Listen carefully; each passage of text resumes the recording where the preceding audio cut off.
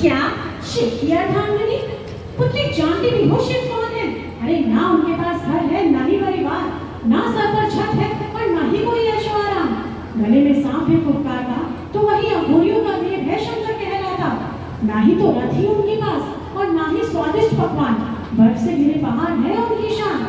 नाना पुत्री, ऐसे व्यक्ति के साथ जीवन बिताना मुश्किल ही नहीं अपितु नामुमकिन है।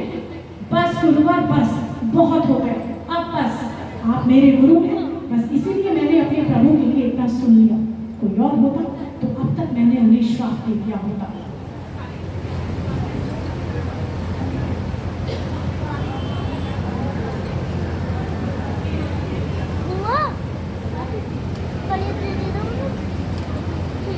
तो देखा आपने, पार्वती जी भूली नहीं, क्योंकि जो सती जी थी ना, वो तो बहुत हठी थी कैसे, लेकिन पार्वती जी ने बहुत निपुण तरीके से गुरु जी को, उन्होंने गुरु जी से बोला, गुरु जी मैं नहीं हटूंगी।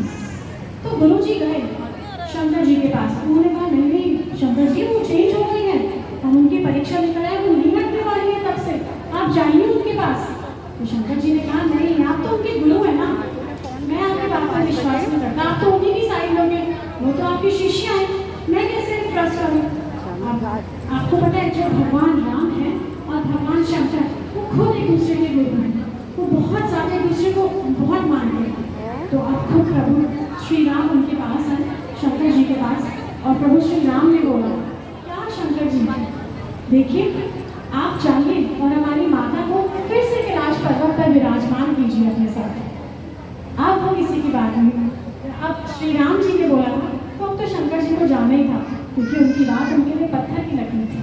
तो अब खुद प्रभु शंकर आ रहे हैं पार्वती जी की कठोर तपस्या तोड़वाने के लिए। आइए देखते हैं।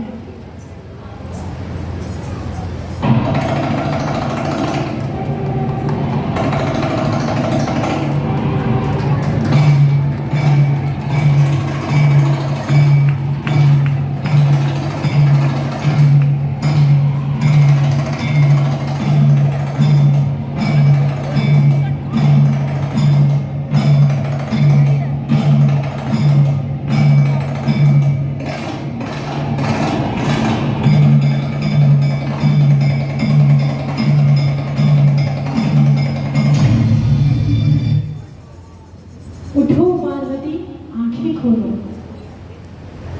प्रभु आप? पार्वती मैं तुम्हारी अटूट और दृढ़ तपस्या से बहुत खुश हूँ।